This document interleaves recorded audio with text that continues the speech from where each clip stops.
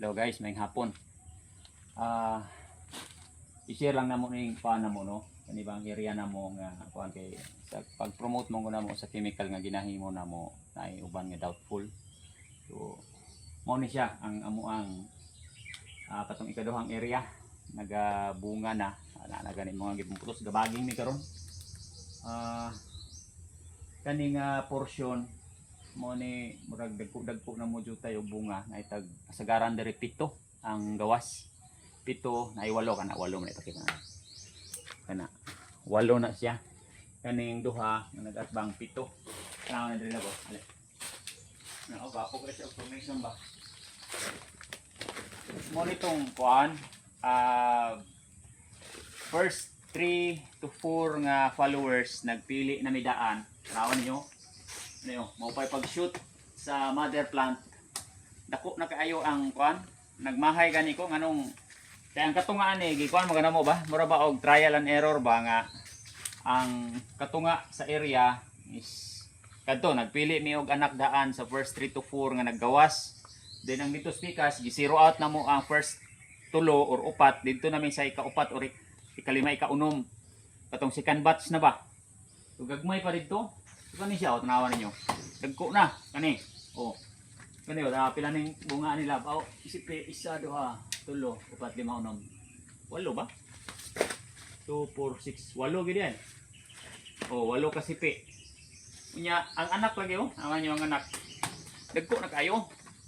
So sa katong mga kuan magtanom og pisyo dili po wala pa man pud noon higyod ni mahuman ang amuang trial kaya nga akong ginatanaw ani is of course, ang turnover, kaning katunga, kaning nauna, kaning nanay nakadagko, mas dali gini siya makabunga. But, ang kuan na to, tanawon po na to dihawon niya kung asay mas dagko og bunga, kani ba siya o katong dito sa pikas, nga katong bang naana sa ika-4 to ika-6 nga follower ang among gikuha. Amo ang gipapalo. Pero kanilang daan, ang mother plant niya is 8 naman. So kani dako-dako gyud gihapon bisan pa mayong kag 8 lang gihapon pero ang imuhang kuan magud isang turnover ba. Kana bang sa isa ka tuig or sa duha ka tuig kapila ka makapabunga. So boss kani makakuha gini kaduha.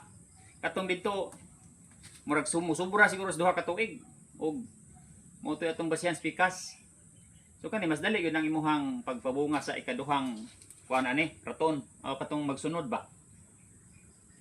Dahon, pili dahon. 2, 4, 6, 8, 10, 11, 12 kadahon at next week mabaging naman at baging. So mo siya ang kasagaran namong dahon na pulo to 12 kay kung wala lang unta ni siya maigo atong kuan atong spray sa una sa drone nga tugoy taong among ginaingon nga na dugay kay siya manha nya manha manggaling hapon na kusog kayo ang hangin so dili gyud magadimaw ang spray mo gibalik na mo sa kuan manual kaluyan mo pud taon na uli-ulian gyud siya no naka kuan paghihapon mi og ang average na mo diri is 11 so 10 to 12 functional mayon kag functional kani bang wala pa spots nga dahon mao na siya dahon niya at baging so bisag kanang napulo lang okay na kay na siya nga dahon na to. Now, naay mga gusto magpatabang kay ang ilahang farm, ilahang sagingan ay ani na pod at shooting stage. Unya, gamay na lang ang dahon. So, patabang sila o kung saon daw. Now, makatabang mi sa inyo ha.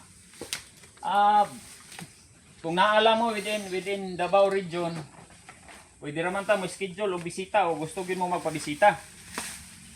Pero mao lagi po na ang atoang kuan ba nga mo bisita sa inyo o nagagamit man gyud gihapon mo og kuan no ini bang mga inputs ninyo mga chemicals naman pud may mga chemicals so pwede ra ninyo nga moingon tag sige barter ta adto mi diha mutabang mi mo rekomenda mi mo tanaw natin yung farm ug unsa atong mahimo then mura ba og balos na lang po, palitin mi sa amuang kuan. Mamaligya na lang po mi sa inyo sa amuang gina offer nga mga produkto no. So kaning among gina-offer nga mga produkto kuan na ginamo ni. Tested and proven na mo ni, wala mi naga-promote og mga products nga wala siya wala na mo siya ma-try. Kay mo lagi ang kuan na to diha, kana bang katuyuan na to diha is makatabang ta, at the same time of course natay business no nga mahimo. Pero out of business, dili tong ingon nga purely business lang. Ang amoa diha is kung unsa tong among ginagamit nga ri, mabita na si Mrs. naga-vlog among gina-promote is katurang ginagamit namo nga ri. For band spray, pangdahon, mga fungicide nga among ginagamit, then ang katong disinfectant. Nakuan siya natusok sa iyang pinakababa. Ay naga ni nag-offer sa amo nga kanibang unsa ganitong ilaha kaning pang band spray ba nga abono? Foliar. Oo. Wala man gud mi naga-foliar, so wala na lang pug kumagkuan. Kay actually ang foliar, yes, makatabang gihapon siya, pero gamay lang. Mas gamay ang gamay lang ang makuha niya dinha sa kanibang i-spray na to. Labaw na kung dili mamao pagka-spray. So pinaka kuan pa gyud gihapon para sa ako effective ang ground application. Anyway, kung init kaning amuang 1 hektarya kapin nga farm, pwede ra mo ni gibisbis ang abono. So dili gid siya ingon ba nga kanabang malate, magutman ang saging kay gamay raman na makaya raman namo gyud nga kami camera. Then kanang sa kuan bitaw nato bitaw. Pag spray sa dahon, nayuban mangutana nga unsay mga mixing nagagamit ba daw mi og sticker or spreader.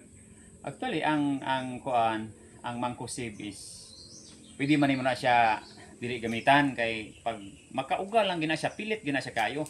Ang usual nga ginagamitan ginato og sticker or spreader is katong systemic nga fungicide. Kani sa tinuod lang kaduha ra gyud mi nakagamit ani og systemic. Kadtong after namo siya from drone nya gibalik namo siya sa naka-spray mi atog duha ka cyclean, then gipasunod namo ang duha ka ikatulo ikaupat ka cycle namo adto kining systemic. Dito mi nakagamit og oil, pero og contact ang among gamiton wala, dili mi nagagamit. Kay kanang ato ang chlorothalonil nga ginagamit tong Kigurga is oil based man na siya. So mo pilit na sa daan. No need na ka nga magamit pa og oil. Kaya og kanay gamitan nimo og oil na ay mahitabo nga phytotoxicity sa dahon para tong amuan tos pika sa una kating gapuwas dahon ato kay nay tag 15-16 nya nalimot ko ba nga nagamit-gamit lagi pa tag oil lagi sa mangkusib. Tapos nagsunod ang mangkusib oil, nauna ang Kigurga, then nagsunod ang oil nga with mangkusib with oil. Na ay phytotoxicity nga nahimo sa sa dahon. Na ay nag-bruncing, tuwing nila bitaw nga mag-brown, murag bronze ang dahon kadto naami sa una dito. Pero dinhi kaluyan biya pod nga wala na gyud true sa amo nga experience. Nga kanabang magmatngon gyud nga dili na lang gimagamit og oil. Kaya para walay sunog nga mahitabo sa dahon. Even sa bunga og kanabang dili nimo matarong og mix ang oil, dili matarong mix sa magtibugol siya, murabag mabuo na inig spray nimo nya maigo imong bunga.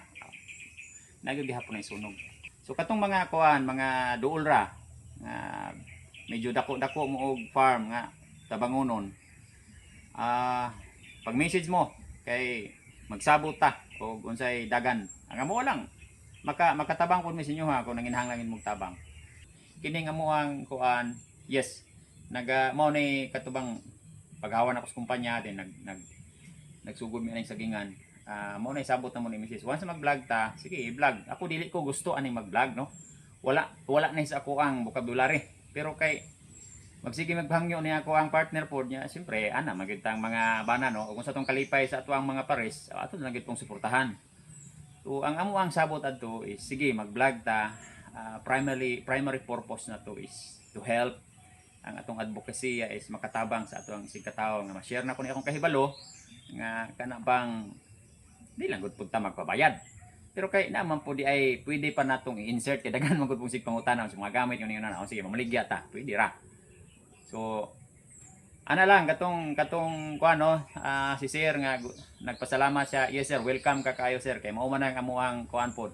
Amuang purpose nga nung naami aning ingon ani. Ako maulam ako sige kuan mag-inaning mag-vlog kay balo mo daghan ba gid pog mga hawd no. Kana bang masuhito pa siyempre na ako yung mga mentor or even kato mga nauna pa pila na sila ka tuig sa panaging.